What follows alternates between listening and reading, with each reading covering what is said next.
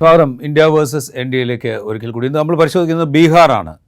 ലോക്സഭാ തെരഞ്ഞെടുപ്പ് 7 ഘട്ടമായി നടക്കുന്ന ലോക്സഭാ തെരഞ്ഞെടുപ്പിൻ്റെ അവസാന ഘട്ടം നാളെ നടക്കാനിരിക്കുകയാണ്. നമ്മൾ ബീഹാർ പരിശോധിക്കുന്നത്. ബീഹാറിൽ 7 ഘട്ടമായിട്ട് ആണ് പോളിംഗ്.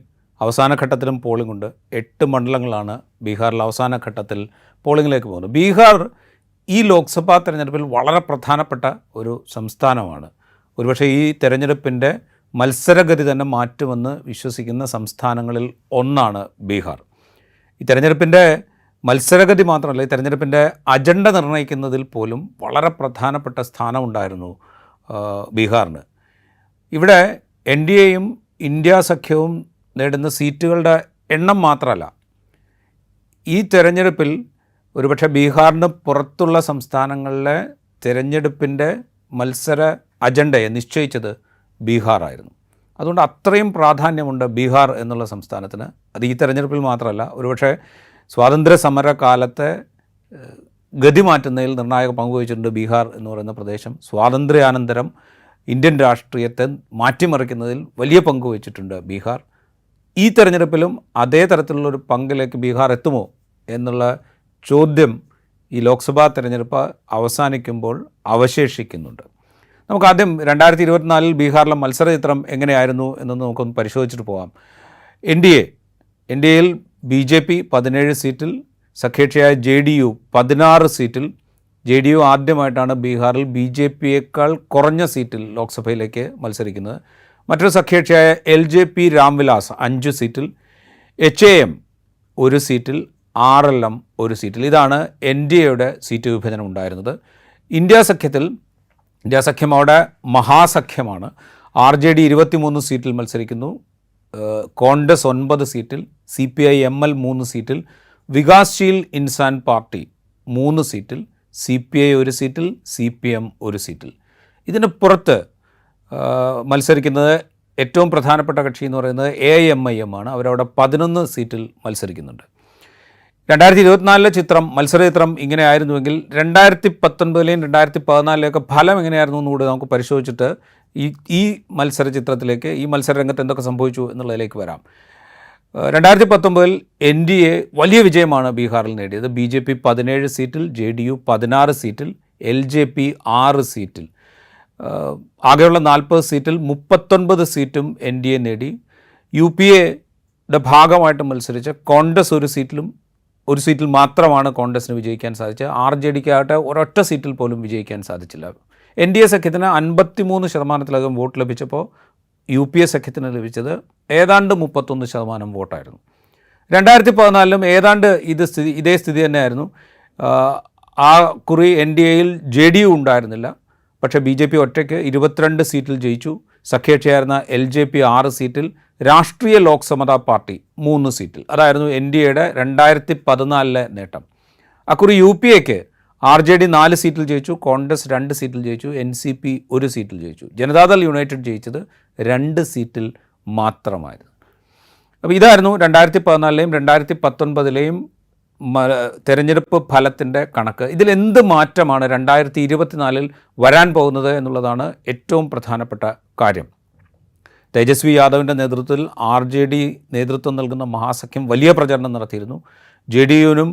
JDU BJP അടങ്ങുന്ന രാംവിലാസ് പാസ്വാൻ, LJP രാംവിലാസ് പാസ്വാൻ എല്ലാം അടങ്ങുന്ന NDAയ്ക്ക് വേണ്ടി പ്രധാനമന്ത്രി നരേന്ദ്രമോദി പലകുറി ബീഹാറിൽ പ്രചരണം നടത്തി, അമിത്ഷാ പ്രചരണം നടത്തി, നിതീഷ് കുമാർ സംസ്ഥാന വ്യാപകമായിട്ട് പര്യടനം നടത്തി. അപ്പോൾ ശക്തമായ മത്സരം ബീഹാറിൽ ഉണ്ടായിരുന്നു. ഈ മത്സരത്തിനപ്പുറത്ത് ബീഹാറിനെ ഇക്കുറി ശ്രദ്ധേയമാക്കുന്നത് അവിടെ ഒരു ജാതി സെൻസസ് നടക്കുകയും അതിൻ്റെ കണക്കുകൾ പ്രസിദ്ധപ്പെടുത്തുകയും ചെയ്തു എന്നാണ്. ജാതി സെൻസസിൽ മറ്റു പിന്നോക്ക വിഭാഗങ്ങളിൽ പെടുന്ന ജാതി വിഭാഗങ്ങൾ എത്ര ജനസംഖ്യയിൽ എത്രത്തോളമുണ്ട്, അവരുടെ കണക്ക് എത്രത്തോളമാണ് എന്നുള്ള കൃത്യമായ വിവരങ്ങൾ ജാതി സെൻസസിന് ശേഷം ബീഹാറിൽ പരസ്യപ്പെടുത്തിയിരുന്നു. ഈ ജാതി സെൻസസ് നടക്കുമ്പോൾ നിതീഷ് കുമാറിൻ്റെ നേതൃത്വത്തിൽ JDU, RJD, കോൺഗ്രസ് സഖ്യ സർക്കാരായിരുന്നു അധികാരത്തിൽ. പിന്നെ നിതീഷ് കുമാറിൻ്റെ നേതൃത്വത്തിൽ JDU സഖ്യം വിട്ട് BJPക്കൊപ്പം ചേർന്ന് അദ്ദേഹം മുഖ്യമന്ത്രി സ്ഥാനത്ത് തുടരുകയാണ് ചെയ്തത്. ഈ ജാതി സെൻസസ് പിന്നീട് ദേശീയ തലത്തിൽ പ്രചാരണ വിഷയമാക്കാൻ കോൺഗ്രസിൻ്റെ നേതൃത്വത്തിൽ ഇന്ത്യ സഖ്യം ശ്രമിച്ചിരുന്നു. ഈ തെരഞ്ഞെടുപ്പിൽ ജാതി സെൻസസ് എന്നത് ഏത് വിധത്തിലാണ് ബീഹാറിൽ പ്രതിഫലിക്കുക, അതിൻ്റെ ആനുകൂല്യം കൂടുതലായി RJD കോൺഗ്രസ് ഇടത് സഖ്യത്തിന് കിട്ടാൻ ഇടയുണ്ടോ? ഇത് പരിശോധിച്ചുകൊണ്ട് നമുക്ക് ബീഹാറിലെ തെരഞ്ഞെടുപ്പ് ചിത്രം അതിൻ്റെ വിശദാംശങ്ങളിലേക്ക് കടക്കാം. നമുക്കൊപ്പം ഉള്ളത് രാജ്യത്ത് തന്നെ ഏറ്റവും സീനിയർ ജേർണലിസ്റ്റുകളിൽ ഒരാളായ വെങ്കടേഷ് രാമകൃഷ്ണനാണ്. അത് ഇടത്തിൻ്റെ മാനേജിംഗ് എഡിറ്റർ കൂടിയാണ് അദ്ദേഹം. എന്ത് തോന്നുന്നു, ഈ തെരഞ്ഞെടുപ്പിൽ ഈ ജാതി സെൻസസ് നടത്തുകയും അതിൻ്റെ വിവരങ്ങൾ പുറത്തുവിടുകയും ചെയ്ത് ബീഹാറിലെ ഈ ലോക്സഭാ തെരഞ്ഞെടുപ്പിനെ വളരെ നിർണായകമായി സ്വാധീനിക്കാനിടയുള്ള ഒരു ഘടകമാണോ? ഇന്ത്യയിലെ എല്ലാ സംസ്ഥാനങ്ങളിലും, പ്രത്യേകിച്ച് ഉത്തരേന്ത്യൻ സംസ്ഥാനങ്ങളിൽ ജാതി എല്ലാ സമയത്തും തെരഞ്ഞെടുപ്പിൻ്റെ പ്രധാനപ്പെട്ട ഒരു ഘടകമാണ്. പ്രത്യേകിച്ചും ബീഹാറിൽ അതിൻ്റെ സ്വാധീനം വളരെ കൂടുതലാണ്. അതായത് ഈ ജാതി രാഷ്ട്രീയം എന്ന് പറയുന്ന, പ്രത്യേകിച്ച് പിന്നോക്ക ജാതി രാഷ്ട്രീയം എന്ന് പറയുന്ന ആ ഒരു ഘടകത്തിന് വലിയ പ്രാധാന്യമുള്ളൊരു സ്ഥലമാണ് ബീഹാർ. ഈ മണ്ഡൽ കമ്മീഷൻ റിപ്പോർട്ട് പോലെയുള്ള റിപ്പോർട്ടുകൾ ഏറ്റവും കൂടുതൽ സ്വാധീനമുണ്ടാക്കിയിട്ടുള്ള സംസ്ഥാനമാണ് ബീഹാർ. അപ്പം അതുകൊണ്ട് തന്നെ ഈ ആദ്യത്തെ ജാതി സെൻസസ് ബീഹാറിൽ നടത്തുന്നതിൽ വലിയ അത്ഭുതമൊന്നും കാണേണ്ട കാര്യമില്ല. അതുകൊണ്ട് ജാതി സെൻസസ്, പ്രത്യേകിച്ചും ഈ ജാതി സെൻസസിൻ്റെ ഭാഗമായി വന്നിട്ടുള്ള കണക്കുകൾ, അത് വളരെ പ്രധാനപ്പെട്ട ഒരു ഘടകം തന്നെയാണ് ബീഹാറിൽ. അതൊരു നിർണായകമായിട്ടുള്ള സംഭവം. പക്ഷെ ഞാൻ ഈ തിരഞ്ഞെടുപ്പിൽ കഴിഞ്ഞ ഒരു 2 തെരഞ്ഞെടുപ്പുകളായിട്ട് ഞാൻ ബീഹാറിൽ ശ്രദ്ധിക്കുന്ന ഏറ്റവും പ്രധാനപ്പെട്ട കാര്യം, ഈ ജാതി സംബന്ധിയായിട്ടുള്ള ഘടകങ്ങളൊക്കെ ഉണ്ടെങ്കിലും അതിനൊക്കെ അപ്പുറത്ത് ഉള്ള ഒരു പ്രധാനപ്പെട്ട ഒരു ഘടകമായിട്ട് ഞാൻ കാണുന്നത് സാമൂഹികമാവും സാമ്പത്തികവുമായിട്ടുള്ള വിഷയങ്ങളൊക്കെ. അതായത് നമ്മുടെ ലൈവ്ലിഹുഡ് ഇഷ്യൂസ് എന്ന് ഇംഗ്ലീഷിൽ പറയുന്ന ആ വിഷയങ്ങൾക്ക് കിട്ടിയിട്ടുള്ള വലിയൊരു സാന്നിധ്യവും സ്വാധീനവും. ഈ തെരഞ്ഞെടുപ്പിൽ ബീഹാർ വളരെ സവിശേഷമായ ഒരു ചിത്രം കാഴ്ചവെക്കുന്നു. എനിക്ക് തോന്നുന്നത് ഇന്ത്യയിൽ ഒരുപക്ഷെ ഈ തെരഞ്ഞെടുപ്പ് രംഗത്തുള്ള രാഷ്ട്രീയ നേതാക്കന്മാർ വളരെ പോസിറ്റീവായിട്ടും വളരെ അസർട്ടീവായിട്ടും ജോലി നൽകി തൊഴിലില്ലായ്മ കുറയ്ക്കാൻ വേണ്ടിയിട്ടുള്ള മൂർത്തമായിട്ട് നടപടിയെടുത്ത് എന്ന് പറഞ്ഞുകൊണ്ട് ഈ തെരഞ്ഞെടുപ്പിൽ പ്രചാരണം നടത്താൻ സാധിച്ചിട്ടുള്ള ഒരേ ഒരു നേതാവ് തേജസ്വി യാദവ്. അദ്ദേഹം കഴിഞ്ഞ നിയമസഭാ തെരഞ്ഞെടുപ്പിൻ്റെ സമയത്ത് അദ്ദേഹം വാഗ്ദാനം ചെയ്തത് തൊഴിലില്ലായ്മ പരിഹരിക്കാനുള്ള വളരെ മൂർത്തമായിട്ടുള്ള നടപടികളായിരുന്നു. അദ്ദേഹം കുറച്ചു കാലമേ ഭരണത്തിലുണ്ടായിരുന്നു. ഉപമുഖ്യമന്ത്രിയായിട്ട് നിതീഷ് കുമാറിനൊപ്പം ഇന്ത്യ മഹാസഖ്യത്തിൻ്റെ ഭാഗമായിട്ട് കുറച്ചു കാലം മാത്രമേ ഉപമുഖ്യമന്ത്രി ഉണ്ടായിട്ടുള്ളൂ. പക്ഷെ ആ സമയത്ത് തന്നെ 5 ലക്ഷം തൊഴിലുകൾ അദ്ദേഹത്തിൻ്റെ കീഴിലുള്ള പുതിയ വിഭാഗങ്ങൾ ജനങ്ങൾക്ക് നൽകുകയും അതൊരു വളരെ പ്രധാനപ്പെട്ട ഒരു പ്രചാരണ ആയുധമായി ഈ തെരഞ്ഞെടുപ്പിൽ മാറുകയും ചെയ്തൊരു കാഴ്ചയാണ്. അതുകൊണ്ട് രാജീവ് ചോദിച്ചതുപോലെ ഈ ജാതി സെൻസസും അതുമായി ബന്ധപ്പെട്ട കാര്യങ്ങളൊക്കെ വളരെ പ്രധാനപ്പെട്ട ഘടകമാണ്. പക്ഷെ അതിനേക്കാൾ എല്ലാം മുകളിൽ നിൽക്കുന്നത് തൊഴിൽ നൽകി എന്ന വെറും അവകാശവാദമല്ല, അത് വളരെ മൂർത്തമായി ഗ്രൗണ്ട് ലെവലിൽ പ്രതിഫലിക്കുന്ന തരത്തിലുള്ള തൊഴിൽ നൽകി എന്ന് പറയുന്ന ഒരു നേട്ടവുമായി ഒരു നേതാവ് ഈ തെരഞ്ഞെടുപ്പിൽ ഇതിൽ അങ്ങോളം വന്നു പോയിക്കഴിഞ്ഞാൽ ഇങ്ങനെ ഒരു മൂർത്തമായിട്ടുള്ള സംഭവം, ഒരു പ്രഖ്യാപനവും ആ പ്രഖ്യാപനത്തിൻ്റെ തുടർച്ചയും അത് ജനങ്ങളിൽ ഉണ്ടാക്കിയിട്ടുള്ള സ്വാധീനവും അതിൻ്റെ അവർക്കുണ്ടായിട്ടുള്ള ആ ഗുണഭോക്താക്കൾക്കുണ്ടായിട്ടുള്ള അതിനെപ്പറ്റി ജനങ്ങൾ സംസാരിക്കുകയും ചെയ്തുകൊണ്ടിരിക്കുന്ന ഒരു വളരെ സവിശേഷമായ ഒരു തെരഞ്ഞെടുപ്പ് ചിത്രമാണ് ബീഹാറിൽ. റൈറ്റ്. ഈ തൊഴിലില്ലായ്മയും അത് പരിഹരിക്കാൻ തേജസ്വി യാദവ് ഉപമുഖ്യമന്ത്രിയായ സമയത്ത് നടത്തിയ ശ്രമങ്ങളും അത് വളരെ പ്രധാനമാണ്. ഞാൻ അതിലേക്ക് വരാം. ഈ ചോദ്യം ചോദിക്കാനുള്ള ഒരു കാര്യം എന്ന് പറയുന്നത്, കഴിഞ്ഞ നിയമസഭാ തെരഞ്ഞെടുപ്പിൽ RJDയുടെ നേതൃത്വത്തിൽ ഒരു വിജയത്തോടടുത്ത പരാജയമാണ് ആ സഖ്യത്തിനുണ്ടായത്. അധികാരത്തിൽ വന്നത് JDU BJP സർക്കാരാണെങ്കിൽ പോലും. അതിനുശേഷം ഈ ലോക്നീതി CSDS നടത്തിയൊരു സർവേ ഉണ്ടായിരുന്നു. ആ സർവേയിൽ തെളിഞ്ഞൊരു പ്രധാനപ്പെട്ട കാര്യം, ഈ അതിപിന്നാക്ക വിഭാഗങ്ങൾ, യാദവ് ഒഴികെയുള്ള അതിപിന്നാക്ക വിഭാഗങ്ങൾ ഏതാണ്ട് 60% BJP JDU സഖ്യത്തിനൊപ്പമായിരുന്നു എന്നുള്ളൊരു സർവേ റിപ്പോർട്ട് ലോക്നീതി CSDSൻ്റെ സർവേയുടെ ഭാഗമായിട്ട് വന്നിരുന്നു. അപ്പോൾ ആ കണക്കുകളിൽ ഈ വോട്ട് ബാങ്ക് BJP JDU സഖ്യത്തിൻ്റെ ഭാഗമായി ഉറച്ചു നിൽക്കുന്നു എന്നുള്ളതാണ് ഈ നിയമസഭാ തെരഞ്ഞെടുപ്പിന് ശേഷം അവർ കണ്ടെത്തിയത്. അപ്പോൾ ആ കണക്കുകളിൽ എന്തെങ്കിലും ഒരു മാറ്റം ഈ പുതിയ സാഹചര്യത്തിൽ ജാതി സെൻസസ് വരികയും അതിൻ്റെ അടിസ്ഥാനത്തിൽ തുടർ നടപടികൾ ഉണ്ടാകും എന്ന് ഈ RJD സഖ്യം വാഗ്ദാനം ചെയ്യുകയൊക്കെ സാഹചര്യത്തിൽ ഉണ്ടാകുന്നുണ്ടോ എന്നറിയാൻ വേണ്ടിയിട്ടാണ് ഞാൻ ചോദിച്ചത്. അല്ല, വലിയ സാരമായിട്ടുള്ള മാറ്റം ഉണ്ടാകുന്നത് പറയാം. ഉദാഹരണത്തിന് ബീഹാറിൽ ഉത്തർപ്രദേശിൽ വ്യത്യസ്തമായിട്ട് ഈ ഉത്തർപ്രദേശിൽ BJP ഒരു എല്ലാ ജാതി വിഭാഗങ്ങളിലും സ്വാധീനമുള്ള, ഏറെയും കുറഞ്ഞ സ്വാധീനമുള്ള ഒരു പാർട്ടിയാണ്. യാദവന്മാരും ജാട്ടവുകളും, അതായത് സമാജ്വാദി പാർട്ടിയുടെ കോർ കോൺസ്റ്റിറ്റ്യുവൻസി ആയിട്ടുള്ള യാദവന്മാരും ബഹുജൻ സമാജ് പാർട്ടിയുടെ കോർ കോൺസ്റ്റിറ്റ്യുവൻസി ആയിട്ട് ജാട്ടവന്മാരും ഉൾപ്പെട്ടുള്ള മറ്റെല്ലാ ജാതി വിഭാഗങ്ങളും, പിന്നോക്ക ജാതി ആയിക്കോട്ടെ, പിന്നോക്ക ജാതി ആയിക്കോട്ടെ, അതിലെല്ലാം ഏറെയും കുറഞ്ഞ സ്വാധീനമുള്ളൊരു പാർട്ടിയാണ് ബീഹാർ. പക്ഷെ ബീഹാറിൽ BJP അടിസ്ഥാനപരമായി ഉന്നത ജാതിക്കാരുടെ പാർട്ടിയാണ്. അതായത് ഭൂമിയാർ, ഠാക്കൂർ, ബ്രാഹ്മൺ, ഈ 3 ജാതികളുടെ പാർട്ടി. ഈ യാദവ ഇതര പിന്നോക്ക വിഭാഗങ്ങളുടെ പ്രധാനപ്പെട്ട പാർട്ടി JDU ആയിരുന്നു എല്ലാ കാലം. കഴിഞ്ഞൊരു 15 വർഷത്തെ എടുത്ത് പരിശോധിച്ചു കഴിഞ്ഞാൽ യാദവ ഇതര പിന്നോക്ക വിഭാഗങ്ങളുടെ മോസ്റ്റ് ബാക്ക്വേർഡ് കാസ്റ്റ് എന്ന് പറയുന്ന ഒരു കാറ്റഗറിയെ തന്നെ ഏറ്റവും സജീവമായി ഉപയോഗിച്ചൊരു പാർട്ടിയാണ് ജനതാദൾ യൂണിറ്റ്. അതിൻ്റെ നേതൃത്വത്തിലുണ്ടായിരുന്നത് നിതീഷ് കുമാർ. നിതീഷ് കുമാറാണ് ഈ ഒരു സ്ട്രാറ്റജി തന്നെ ഉണ്ടാക്കുന്നത്. ഈ അതിപിച്ചറ എന്ന് പറയുന്ന ഒരു വിഭാഗത്തിൻ്റെ സ്വാധീനം ഉണ്ടാക്കാനും അതിനെ ഒരു പ്രധാനപ്പെട്ട ഒരു പൊളിറ്റിക്കൽ കോൺസ്റ്റിറ്റ്യുവൻസിയാക്കി മാറ്റാനും വേണ്ടിയിട്ട് സാധിച്ചത് നിതീഷ് കുമാറിന്. പക്ഷേ കഴിഞ്ഞ 2 തെരഞ്ഞെടുപ്പുകളായി BJPയുടെ തന്നെ പ്രവർത്തനം കാരണം നിതീഷ് കുമാറിൻ്റെ സ്വാധീനം ഗണ്യമായി കുറയുന്ന സാഹചര്യമാണ് ബീഹാറിലുടനീളം കാണും.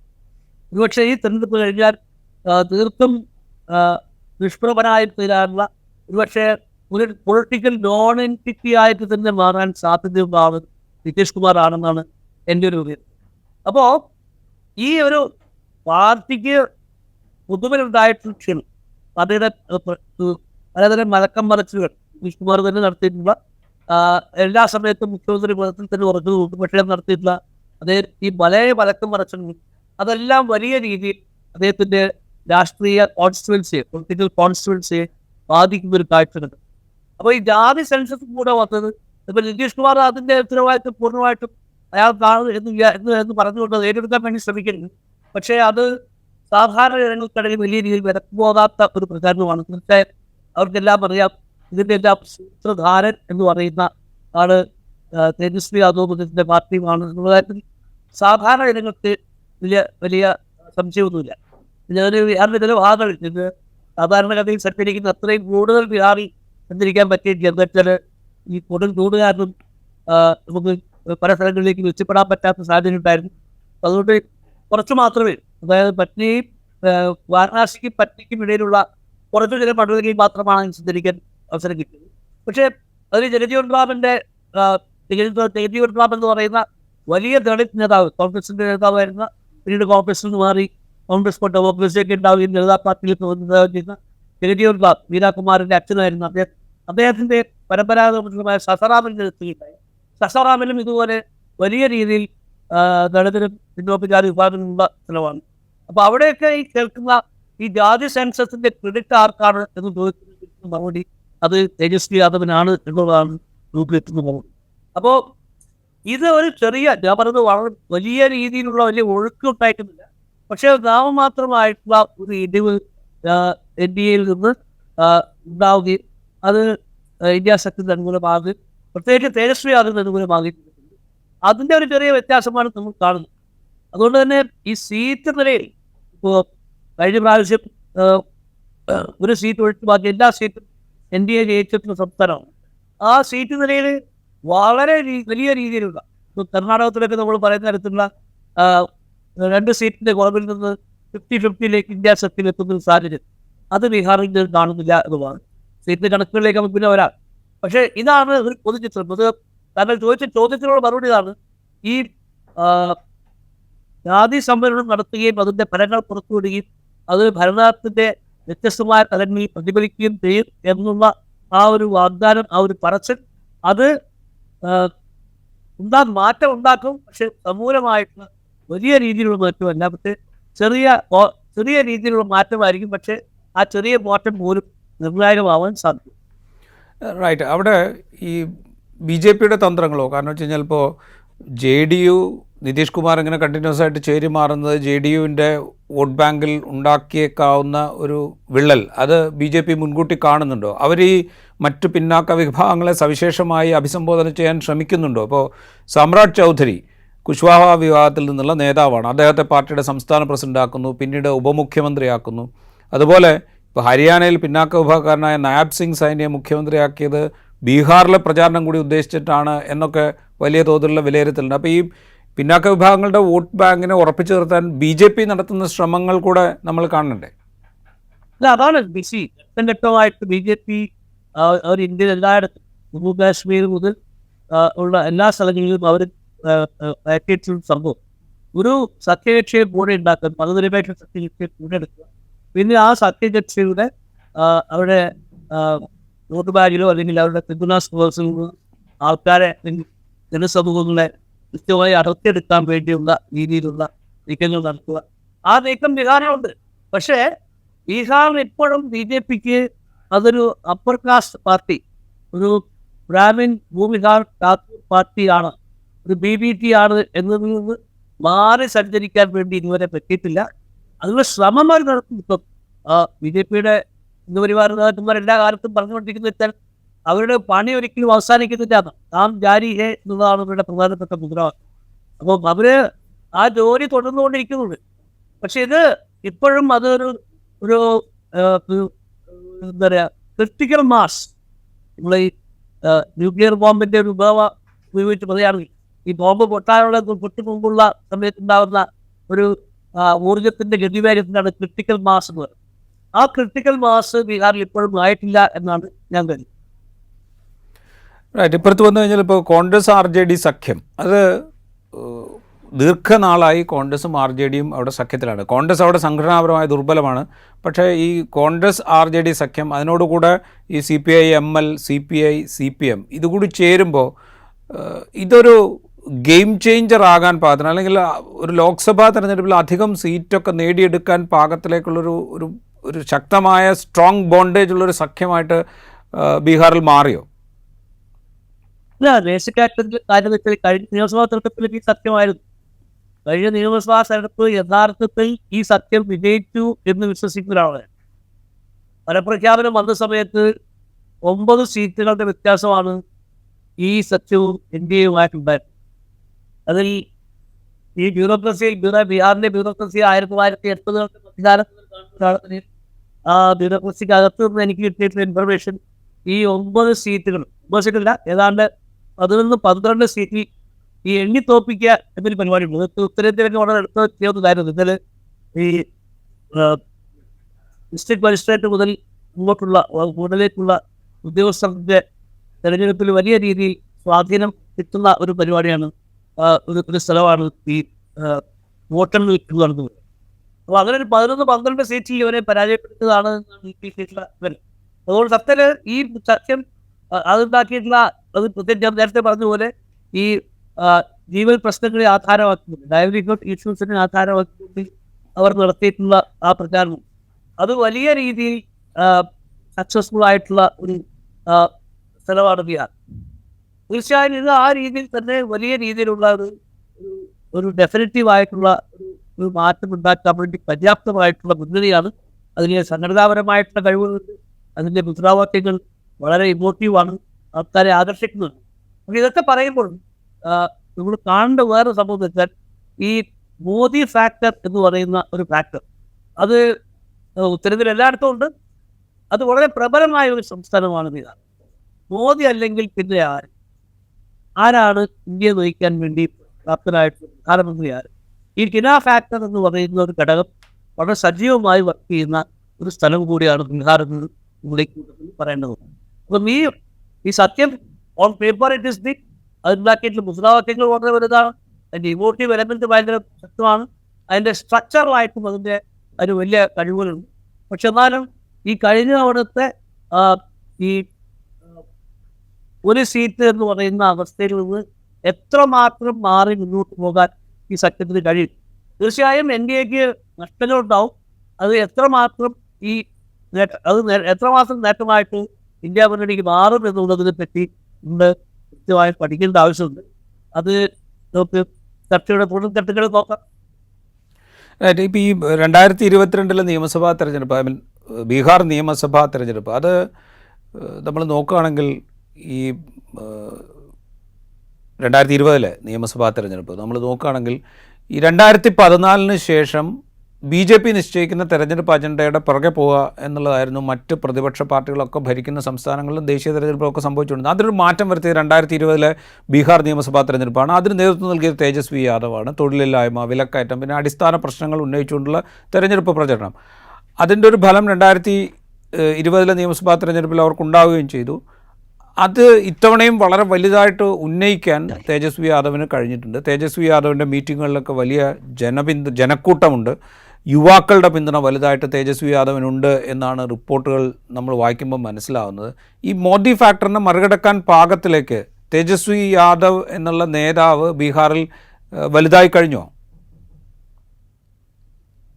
അത് ഒരു ശരിയായ താരതമ്യമാണെന്ന് എനിക്ക് തോന്നുന്നില്ല. എന്നുവെച്ചാൽ തേജസ്വി യാദവ് ഇപ്പോഴും ഒരു ബീഹാർ നേതാവായിട്ടാണ് ബീഹാറിൽ വലിയധികം രാഷ്ട്രീയ ബോധ്യമുള്ള രാഷ്ട്രീയമായിട്ടുള്ള പ്രബുദ്ധത എന്ന് തന്നെ പറയാവുന്ന ഒരു സംസ്ഥാനം. രാഷ്ട്രീയം ഈ കേരളത്തിലൊക്കെ പോലെ തന്നെ എല്ലാ കവലകളിലും എല്ലാ ചായക്കടകളിലും ധാവകളിലും ഒക്കെ സജീവമായി രാഷ്ട്രീയം സംസാരിക്കുന്ന ഒരു ജനങ്ങളുള്ളൊരു നാടാണ് ബീഹാർ. ബുദ്ധൻ്റെ ഒരു നാടല്ലേ. അപ്പോൾ അവിടെ ഈ ചർച്ചയുടെ വലിയ ഒരു സംസ്കാരമുണ്ട്. അത് തീർച്ചയായും ഈ മോദി ഫാക്ടറിനെ മറികടക്കുന്ന ഫാക്ടറായിട്ട് തേജസ്വി യാദവ് അല്ല മാറുന്നത്.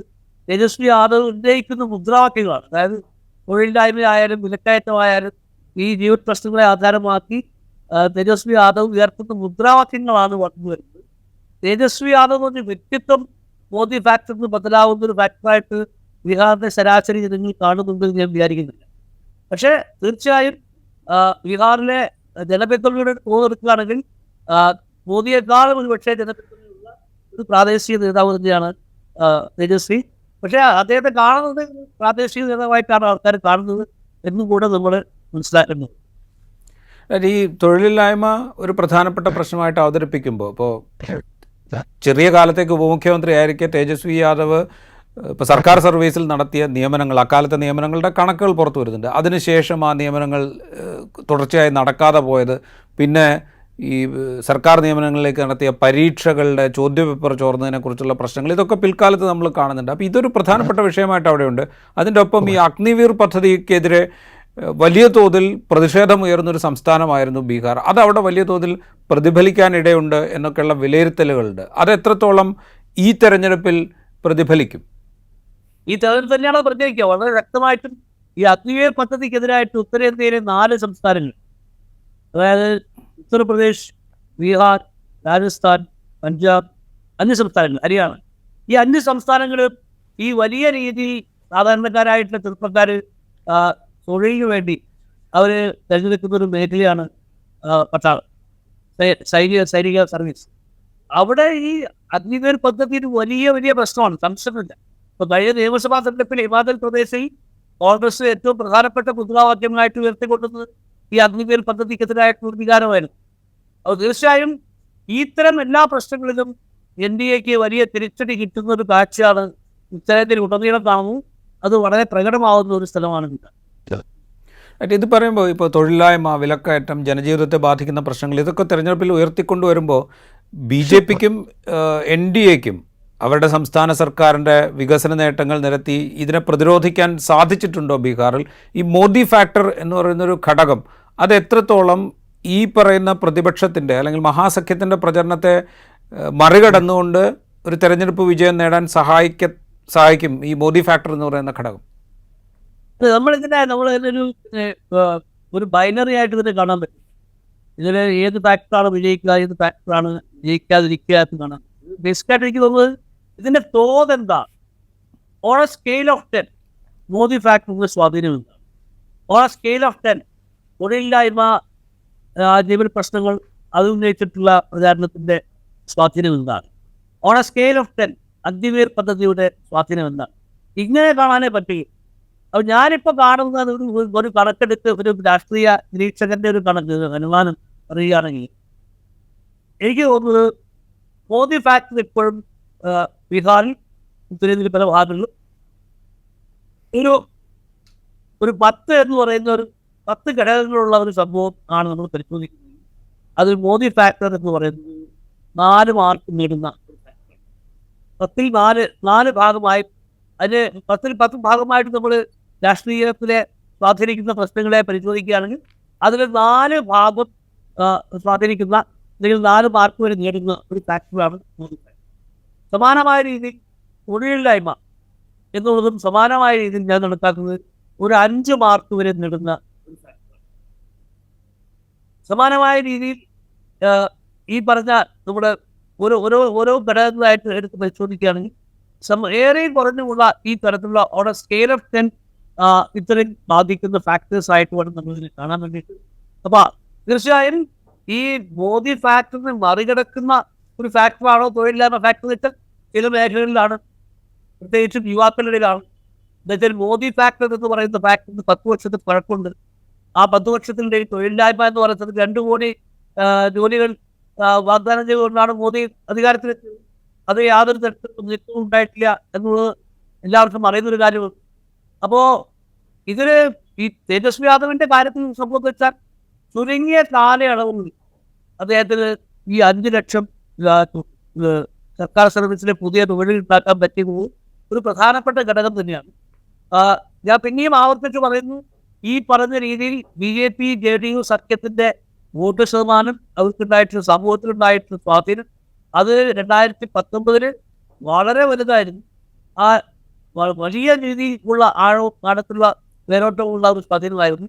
അതിനെ എത്രമാത്രം ചിപ്പ് ചെയ്യാൻ, അത് എത്രമാത്രം കുറയ്ക്കാൻ ഈ പിശാര സഖ്യത്തിന് പറ്റിയിട്ടുണ്ട് എന്നുള്ളതാണ് പ്രധാനപ്പെട്ട ചോദ്യം. 2020 നിയമസഭാ തെരഞ്ഞെടുപ്പിൽ അത് വലിയ രീതിയിൽ ചിപ്പ് ചെയ്യുന്നതായിട്ട് നമ്മൾ കാണുകയുണ്ടായി. അത് എത്രമാത്രം സസ്റ്റെയിൻ ചെയ്തിട്ടുണ്ട്, അതിനെത്രമാത്രം മുന്നോട്ട് പോയിട്ടുണ്ട്. അതിന് മുന്നോട്ട് പോയിട്ടുണ്ടെങ്കിൽ തന്നെ ഇന്ത്യയിലുള്ള ഏറ്റവും പ്രധാനപ്പെട്ട ഒരു പ്രശ്നം നമ്മുടെ വോട്ടിംഗ് ശതമാനത്തിന് അനുപാതമായിട്ടല്ല സീറ്റുകൾ വരാൻ, പ്രത്യേകിച്ചും ലോക്സഭാ സീറ്റുകൾ വരിക. ഫസ്റ്റ് പാസ്റ്റ് പോസ്റ്റ് എന്ന് പറയുന്ന ആ സമ്പ്രദായം കാരണം പലപ്പോഴും 1-2% വോട്ട് വ്യത്യാസത്തിൽ വലിയ രീതിയിൽ സീറ്റ് വ്യത്യാസം ഉണ്ടാകാൻ സാധ്യതയുള്ള ഒരു തെരഞ്ഞെടുപ്പ് സമ്പ്രദായമാണ്. അപ്പോൾ ആ സമ്പ്രദായത്തിൻ്റെ പശ്ചാത്തലത്തിൽ എത്രമാത്രം സീറ്റുകൾ മഹാസഖ്യത്തിന് കൂടുതൽ കിട്ടും, സീറ്റുകൾ കൂടുമെന്ന കാര്യത്തിൽ ആ ഒരു സംശയമില്ല. എത്രയാണ് അതിൻ്റെ കണക്ക് എന്നുള്ളതാണ് ഏറ്റവും പ്രധാനപ്പെട്ടത്. ഇവിടെ ഈ NDA സഖ്യത്തിൻ്റെ സീറ്റുകൾ കുറയും എന്ന് പറയുമ്പോൾ അതിലൊരു പ്രധാനപ്പെട്ട ഫാക്ടറായിട്ട് വർക്ക് ചെയ്യാൻ സാധ്യത മോദി ഫാക്ടർ അവിടെ ഉണ്ടെങ്കിൽ നിതീഷിൻ്റെ ചേരിമാറ്റവും അദ്ദേഹത്തിൻ്റെ വിശ്വാസ്യതയിലുണ്ടായ ഇടിവും ഒക്കെ തന്നെയാണ്. അപ്പോൾ അത് 2 കാര്യങ്ങളുണ്ട്. ഒന്ന്, ഈ NDA സഖ്യത്തിന് കുറയുന്ന സീറ്റുകൾ എന്ന് പറയുന്നത് കുറയുക JDUവിൻ്റെ സീറ്റുകളാകാനുള്ള സാധ്യതയാണോ കൂടുതൽ? ഒന്ന്. രണ്ടാമത്തെ കാര്യം, JDUവിന് അവരുടെ പ്രസക്തി നിലനിർത്തുക എന്നുള്ളത് പ്രധാനമായിരിക്കെ JDUവിൻ്റെ വോട്ടുകൾ കൃത്യമായി BJPയിലേക്ക് ഇത്തവണ ട്രാൻസ്ഫർ ചെയ്യപ്പെടും എന്ന് ആ സഖ്യത്തിന് ഉറപ്പിക്കാൻ സാധിക്കുമോ? ഇതിലിപ്പോൾ ബീഹാർ നിരീക്ഷിക്കുന്ന, ബീഹാറിൽ യാത്ര ചെയ്യുന്ന ഒരുപാട് പലതും വലുതും യാത്ര ചെയ്തിട്ടുള്ള ആൾക്കാർ പറയുന്നത് NDA സഖ്യത്തിലെ ഏറ്റവും കൂടുതൽ നഷ്ടം സംഭവിക്കാൻ പോകുന്നത് JDUവിനാണ്. 16 സീറ്റാണ് അവർ മത്സരിക്കുന്നത്. അതിൽ ഏതാണ്ട് 12 മുതൽ 14 സീറ്റ് വരെ അവർ പോക്കാൻ സാധ്യത. അവരുടെ best possible result 4, waste possible result 2 ആയിരിക്കാനാണ് സാധ്യത എന്നാണ് അവിടെ മത്സരിക്കുന്നത്. അതായത് NDAക്ക് ഒരു വലിയ ലയബിലിറ്റിയാണ് JDU, പ്രത്യേകിച്ചും JDUവിന് കൊടുത്തിട്ടുള്ള സീറ്റുകൾ. 16 സീറ്റ് എന്ന രീതിയിൽ വളരെ ഉദാരമായിട്ടുള്ള സീറ്റ് സംഭാവനയാണ് BJP JDU നൽകിയിട്ടുള്ളത്. അതതിന് സീറ്റ് കിട്ടുന്നുള്ള പ്രതീക്ഷയൊന്നും ഈ സഖ്യത്തിൻ്റെ തുടക്കത്തിൽ കഴിഞ്ഞു. പക്ഷേ നിതീഷ് കുമാർ അവിടെ ഒരു നല്ല ബാർഗെയിൻ നടത്തിയെന്നാണ് നമുക്ക് മനസ്സിലാവുന്നത്. പക്ഷെ അത് NDAക്ക് വലിയ രീതിയിൽ ഉള്ള ഒരു പ്രശ്നമായി തീരാൻ സാധ്യതയുണ്ട്. സമാനമായ രീതിയിൽ ഈ ലോക് ജനശക്തി പാർട്ടി, പാസ്വാന്റെ മകൻ നയിക്കുന്ന ലോക് ശക്തി പാർട്ടി, അവർക്കും കാര്യമായ തിരിച്ചടി കിട്ടാൻ സാധ്യതയുണ്ട് എന്നാണ് ഞാൻ മനസ്സിലാക്കുന്നത്. അപ്പോൾ അങ്ങനെ BJP സ്വന്തം സീറ്റുകൾ ഒരു വലിയ പരിധിവരെ നിലനിർത്തുമ്പോൾ തന്നെ സഖ്യകക്ഷികളുടെ സീറ്റ് നന്നായി കുറയാൻ സാധ്യതയുണ്ട്. ഈ പൊതുവിൽ NDA സഖ്യത്തെ പറ്റി ബീഹാറിലെ രാഷ്ട്രീയ ഞാൻ അതിൻ്റെ കൂടെ ചോദിച്ചൊരു കാര്യം, ഇപ്പോൾ ഈ JDU അവർക്ക് അവരുടെ പ്രസക്തി നിലനിർത്തുക എന്ന് പറയുന്നത് നിതീഷ് കുമാറിനെ സംബന്ധിച്ച് പ്രധാനമാണ്. BJPയിലേക്കുള്ള വോട്ട് ട്രാൻസ്ഫർ ഈ കഴിഞ്ഞ നിയമസഭാ തെരഞ്ഞെടുപ്പിൽ ഇപ്പോൾ LJPയുടെ സ്ഥാനാർത്ഥികളെ നിർത്തിക്കൊണ്ട് JDUവിൻ്റെ സ്ഥാനാർത്ഥികളെ പരാജയപ്പെടുത്തി എന്നൊക്കെയുള്ള വിമർശനങ്ങളൊക്കെ ഉണ്ടായിരുന്നു. അപ്പോൾ ഈ സഖ്യകക്ഷികൾക്കിടയിൽ വോട്ടുകൾ ട്രാൻസ്ഫർ ചെയ്യുക, അതിൻ്റെ മാനേജ്മെൻറ്റ്, അതിലൊക്കെ NDA ക്രൈസിസിലാവാൻ സാധ്യതയുണ്ടോ ഇക്കുറി? തീർച്ചയായും ക്രൈസിസിലാണ്. അങ്ങനെയുള്ള റിപ്പോർട്ടുകളാണ് കഴിഞ്ഞ 6 ഘട്ടങ്ങളായിട്ട് നമുക്ക് ബീഹാറിൽ നിന്ന് കിട്ടിക്കൊണ്ടിരിക്കുന്നത്. തീർച്ചയായിട്ടും ഈ പിന്നെ ഏഴാം ഘട്ടത്തിലേക്ക് പ്രവേശിക്കുമ്പോഴും ഈ വോട്ട് ട്രാൻസ്ഫർ വലിയൊരു ഇഷ്യൂ ആയിട്ട് മാറുന്നുണ്ട്. എന്ന് മാത്രമല്ല, ഈ വടക്കുംപറശ്ശിയുടെ രാജാവായിട്ടുള്ള നിതീഷ് കുമാറിന് ഈ തെരഞ്ഞെടുപ്പിൽ ഒരു തൂക്ക് ലോകസഭയ്ക്ക് ഉണ്ടാവുന്ന ഒരു സാഹചര്യം ഉണ്ടാവുകയാണെങ്കിൽ, BJPക്ക് ഒറ്റയ്ക്ക് 1 ലക്ഷം കിട്ടാതാവുന്ന ഒരു സാഹചര്യം ഉണ്ടാവുകയാണെങ്കിൽ, നിതീഷ് കുമാറിന് മറ്റൊരു മലക്കം മറച്ചിൽ കൂടെ നിർത്താൻ വേണ്ടിയിട്ട് വലിയ വിഷമമൊന്നും ഉണ്ടാവില്ല എന്നാണ് ബീഹാറിലെ ഇപ്പോൾ സംസാരം. റൈറ്റ്. ഇപ്പോഴത്തെ ഇപ്പോൾ കഴിഞ്ഞ നിയമസഭാ തെരഞ്ഞെടുപ്പിൽ RJD നേതൃത്വം നൽകിയ മഹാസഖ്യത്തിന് ഭൂരിപക്ഷം ലഭിക്കാതിരുന്നതിൽ ഒരു കാരണമായിട്ട് ചൂണ്ടിക്കാണിക്കപ്പെട്ടിരുന്ന AMIMൻ്റെ സാന്നിധ്യമായിരുന്നു. അവർ 5 സീറ്റിൽ കഴിഞ്ഞ നിയമസഭാ തെരഞ്ഞെടുപ്പിൽ ജയിച്ചു. മുസ്ലിം മൈനോറിറ്റിയുടെ വോട്ട് സ്പ്ലിറ്റ് ചെയ്യിക്കുന്നതിൽ അവർ വിജയിച്ചു എന്നൊക്കെയുള്ള വിലയിരുത്തലുകളുണ്ടായിരുന്നു. ഇത്തവണ അവർ 11 സീറ്റിൽ മത്സരിക്കുന്നുണ്ട്. അസദുദ്ദീൻ ഉവൈസിയുടെ സാന്നിധ്യം അത് ഈ മുസ്ലിം ന്യൂനപക്ഷങ്ങളുടെ വോട്ട് ഭിന്നിക്കാൻ കാരണമാകുമോ? അത് ഈ RJD സഖ്യത്തിന്, മഹാസഖ്യത്തിന് വിനയാകാൻ സാധ്യതയുണ്ടോ? എനിക്ക് തോന്നുന്നു നിയമസഭാ തെരഞ്ഞെടുപ്പിന്റെ സാഹചര്യവുമായിട്ട് കുഴച്ചത് കാണാൻ പറ്റില്ല. എനിക്ക് തോന്നുന്നു ഉത്തരേന്ത്യയിലുടനീളം മതന്യൂനപക്ഷങ്ങൾ, പ്രത്യേകിച്ച് മുസ്ലിം ന്യൂനപക്ഷങ്ങൾ, അവർക്ക് വലിയ ക്ലാരിറ്റി ഉള്ളതായിട്ടാണ് ഞാൻ കാണുന്നത്. അവർക്ക് എന്താണ് അവരുടെ ദിശ, ഏത് രീതിയിലാണ് അവർ വോട്ട് ചെയ്യേണ്ടത്, എന്താണ് തെരഞ്ഞെടുപ്പ് കാലത്ത് അവർ അനുവർത്തിക്കേണ്ട ഒരു വികാരശീലങ്ങൾ എന്നുള്ള കാര്യങ്ങളൊക്കെ വളരെ കൃത്യമായി അളന്ന് പഠിച്ച രീതിയിൽ ആണ് മുസ്ലിം സമുദായം ഉത്തരേന്ത്യയിലുടനീളം പ്രവർത്തിച്ചുകൊണ്ടിരിക്കുന്നത്. ബീഹാറിലും അതിൻ്റെ തുടർച്ച തന്നെയായിരിക്കും എന്നാണ് ഞാൻ.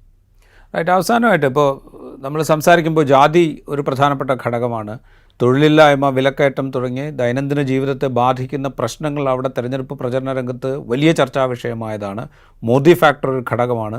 തേജസ്വിയുടെ ജനപിന്തുണ മറ്റൊരു ഘടകമാണ്. നിതീഷ് കുമാറിൻ്റെ ചേരിമാറ്റങ്ങൾ അദ്ദേഹത്തിനും അദ്ദേഹത്തിൻ്റെ പാർട്ടിക്കും ഉണ്ടാക്കിയ വിശ്വാസ്യതാ നഷ്ടം മറ്റൊരു ഘടകമാണ്. ഇങ്ങനെ പല ഫാക്ടേഴ്സാണ് ബീഹാറിനെ നിശ്ചയിക്കാൻ പോകുന്നത്. ഈ അവസാനഘട്ട പോളിംഗ് നടക്കാനിരിക്കെ നമ്മൾ ബീഹാറിലെ 40 സീറ്റുകൾ എടുത്തു കഴിഞ്ഞാൽ ഈ NDAയ്ക്കും ഇന്ത്യ സഖ്യത്തിനും എത്ര അവകാശപ്പെടാൻ സാധിക്കും?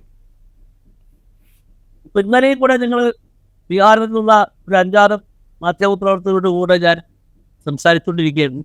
ഒരു ഗ്രൂപ്പ് വാട്സാപ്പ് കോൾ സംസാരിക്കുകയായിരുന്നു. ഞങ്ങൾ അവസാനം എത്തിയിട്ടുള്ള ഒരു കണക്ക്, തീർച്ചയായും BJP അതിൻ്റെ മേൽക്കോയ്മ സ്വന്തം പാർട്ടി എന്ന നിലയിൽ നിലനിർത്തും.